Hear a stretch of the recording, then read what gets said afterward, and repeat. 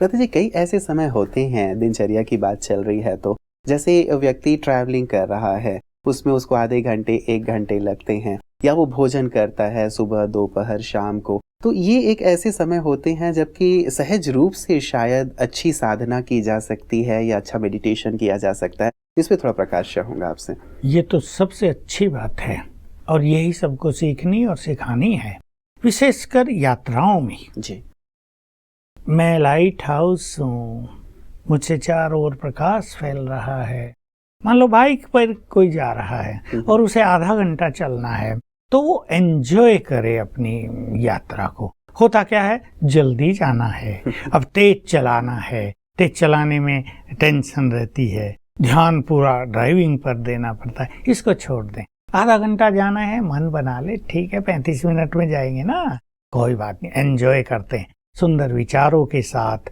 मैं आत्मा हूँ, ये भी मेरा बॉडी भी व्हीकल है, मैं डबल व्हीकल पर सवार हूँ, देह पर भी सवार हूँ और बाइक पर भी सवार हूँ। ओह देखो ये संसार कितना सुंदर है, ऊपर से परमात्मा की किरणें मुझ पर पड़ रही हैं, और एंजॉय करें यात्रा को। जी जी। तो इससे बहुत अच्छा हो जाएगा। भोजन बनाते और खाते, ऐसे बहुत सारे काम हैं। हम स्नान कर रहे हैं, हमें कोई काम नहीं है।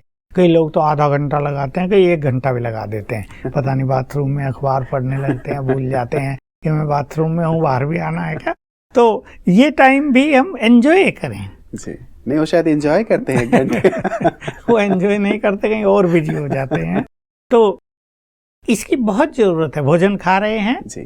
पहले ही मन बना ले, बहुत प्रसन्नचित होकर, दूसरे प्रभाव से मुक्त रह के हमें भोजन करना है। परमात्मा की याद में करना है, अच्छे चिंतन में करना है। परमात्मा की याद का अर्थ ये नहीं कि हम सीरियस हो जाएंगे।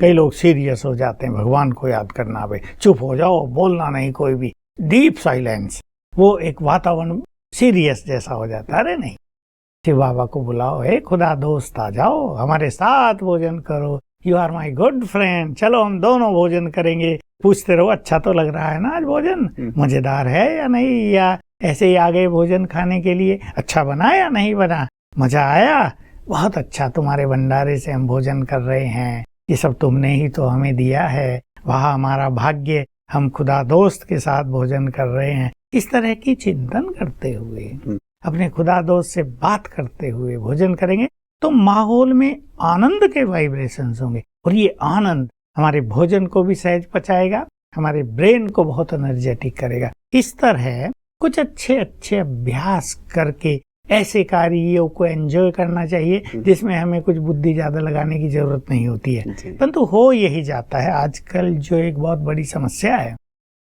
मनुष्य पर कुछ विचार हावी रहते हैं। अब सवेरे ही कुछ हो गया है, आज पत्नी ने थोड़ी कहासुनी कर दी है, तो मुझे याद आ गया एक हंसी की बात। किसी ने पूछा अपने फ्रेंड से, क्या बात है आज कुछ मन अच्छा सा नहीं लग रहा है तुम्हारा। कहा रे क्या करो यार, पत्नी से कहासुनी हो गई थी। कहा तो नहीं होगा, सुनी सुनी होगी बस। हाँ यही हुआ है, सुनना ही पड़ता है भाई।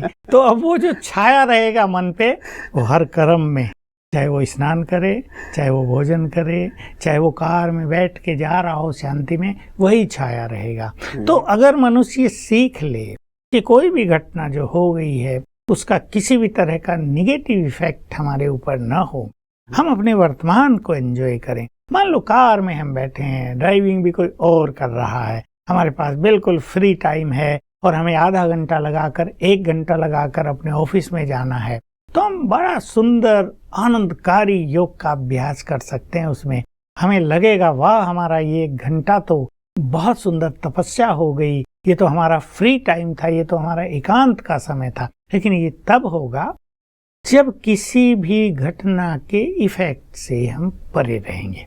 कुछ ना कुछ तो हर एक के साथ रोज हो ही जाता है। घटना हो गई, टीवी में कुछ देख लिया, कोई समाचार आ गया, न्यूज़पेपर में कुछ पढ़ लिया, या किसी की कोई चिंता लग गई, बच्चे की बात आ गई, कोई बीमारी हो गई, इन सब के इफेक्ट को तुरंत हल्का कर देना, बस ये कला यदि मनुष्य सीख ले तो फिर वो अपनी दिनचर्या को एंजॉय करेगा। बिल्कुल, ये बहुत महत्वपूर्ण बात हो जाती है जी, और शायद इसी से व्यक्ति नहीं उबर पाता। बाहर आने के लिए शायद मुझे लगता है मेडिटेशन की पावर की ही जरूरत है। तो ये सारी जगहों पे जहाँ-जहाँ आपने बताया कि यहाँ-यहाँ योग का अभ्यास करें, 1 घंटे यदि ट्रैवलिंग कर रहा है तो भी, तो कई बार व्यक्ति के मन में उतने अच्छे विचार नहीं होते हैं।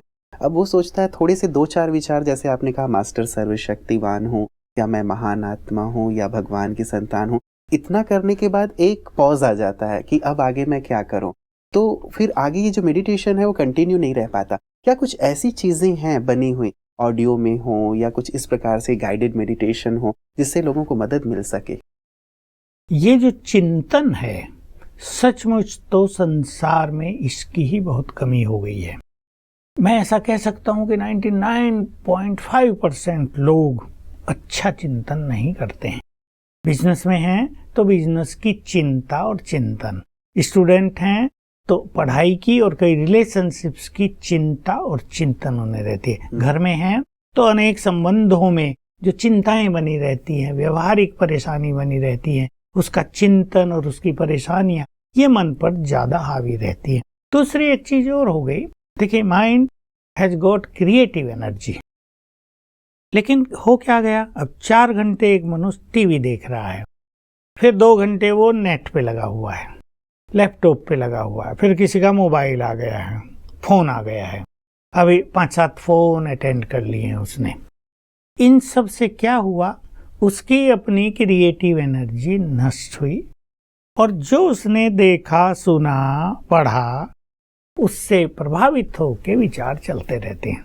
ये एक ऐसी दुविधा हो गई है जिसको आजकल बुद्धिमान लोग भी जान नहीं पा रहे हैं कि एक बहुत बड़ा लॉस हमारी बुद्धिमान व्यक्तियों को भी हो रहा है, हमारे विद्यार्थियों को, हमारे जो बहुत अच्छे कार्य करने वाले, चिंतन करने वाले, उनको ये बहुत बड़ा लॉस होता जा रहा है कि उनकी ये क्रिएटिव एनर्जी, ये चिंतन शक्ति नष्ट हो रही है, क्योंकि सारा दिन वो दूसरी चीजों के प्रभाव में जीवन जीते हैं। इससे मुक्त होने के लिए रोज ईश्वरीय महावाक्यों का सुंदर अध्ययन, आधा घंटा अपने को देकर सुंदर चिंतन, इन सब की बहुत आवश्यकता है। इन्हें हम अव्यक्त महावाक्य कहते हैं, जो भगवान के द्वारा उच्चारण किए गए। उनका 15 मिनट अध्ययन करके फिर दिनचर्या प्रारंभ करें, वो मन पर छाया रहेगा। और ये जो विजुअल चीजें आ गई है ना, जो मन को ज्यादा प्रभावित कर रही, इनसे अपना थोड़ा डिटैच हो, थोड़ा सा अपने को अलग करें। ठीक है, देखना जरूरी भी है, लेकिन इतना नहीं कि चिंतन पर वो हावी हो जाए, तो मनुष्य बहुत अच्छी प्रोग्रेस कर सकता है। कई बार भ्राता जी, चलिए चिंतन वो करे, चिंतन को बढ़ाए, आपने कहा बहुत कम हो गया है, ये चीज बढ़ाई जाए। कई बार होता है कि हमारे पास वक्त भी है और हम मेडिटेशन करना भी चाहते हैं, ध्यान करना चाहते हैं, लेकिन उसमें मन नहीं लगता। तो ये जो मन नहीं लगने वाली स्थिति है, तो ज्यादातर लोगों के साथ फिर ऐसा होता है कि अरे यार, मन तो लग नहीं रहा है और कहीं कहीं जा रहा है, उससे अच्छा चलो कोई फिल्मी सॉन्ग सुन लेते हैं, या और कोई दूसरी चीज, गैजेट्स हैं लोगों के पास, अब कुछ प्ले कर लेते हैं, खेल लेते हैं, यहाँ चला जाता है। तो ये वाली जो स्थिति है कि मन नहीं लग रहा है, उसमें आनंद नहीं आ रहा है, रस नहीं आ रहा है, ये कैसे आए, ये भी बड़ा प्रश्न है। ये एक बड़ी प्रॉब्लम है। क्वेश्चन क्या कहें, ये एक बड़ी प्रॉब्लम आज होती जा रही है। अनेक मनुष्यों के मन पर दिन में कई बार बाह्य वाइब्रेशंस का गहरा इफेक्ट पड़ता है जी। इसको लोग नहीं जानते हैं, क्योंकि हमारे चारों ओर बहुत बैड एनर्जी है। हमसे जो कंसर्न्ड लोग हैं, मान लो हमसे 10-15 लोग जुड़े हुए हैं, गहराई से जुड़े हुए हैं, इमोशनली जुड़े हुए हैं, उनके वाइब्रेशंस का प्रभाव हमारे मन पे अचानक आ जाता है और वो हमारे मन की दिशा को डाइवर्ट करने लगता है। ये बहुतों के साथ हो रहा है।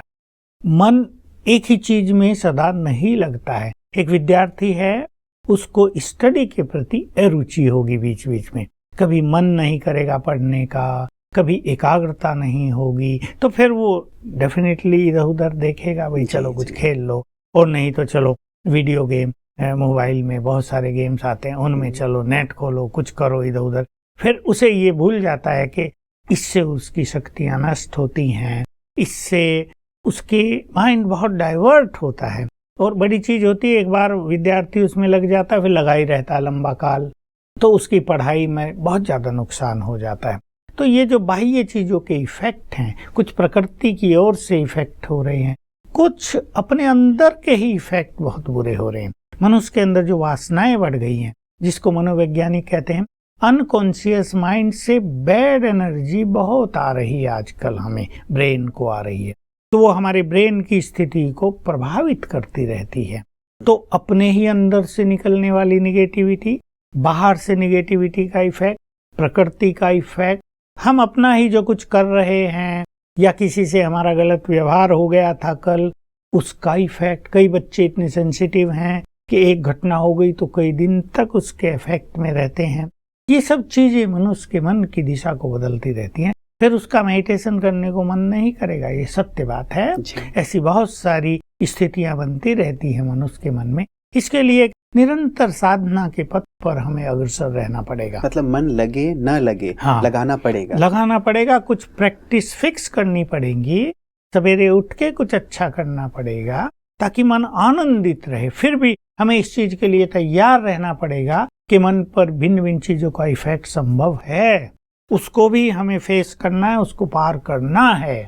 चाहे उस स्थान को हम बदलें, चाहे थोड़ी कुछ अलग स्टडी करें, कुछ स्थान को बदल कर स्टडी अच्छी करके अपने मन के वाइब्रेशंस को यदि हम बदलेंगे तो हमारा इंटरेस्ट उन चीजों में कायम रहेगा। और अगर एक बार मेडिटेशन में मन लग गया तो फिर ये लगा ही रहता है। फिर कोई छोटी मोटी चीज जब सामने आती है तो मेडिटेशन की शक्ति से मनुष्य उनको पार कर लेता है। टेस्ट वाली बात बहुत इंपॉर्टेंट है।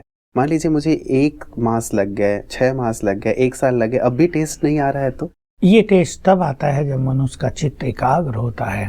अगर वो बहुत जल्दी मन को एकाग्र कर ले, 3 मिनट भी उसकी एकाग्रता अच्छी हो जाए, तो उसे जो आनंद मिलेगा। और इसमें मैं तो ये राय दूंगा कि 5-5 मिनट ही सही, 5-7 बार योग अभ्यास करना चाहिए। तो 2-4 दिन में ही इस कंटिन्यूएशन के साथ मन पर अच्छा इफेक्ट होगा, मन करने लगेगा साधना करने के लिए। बिल्कुल, बहुत बहुत शुक्रिया व्रता जी। बहुत सुंदर अभ्यास और साथ ही बहुत अच्छी प्रेरणा आपने हमारे सभी भाई बहनों को दी है। आपका बहुत बहुत शुक्रिया।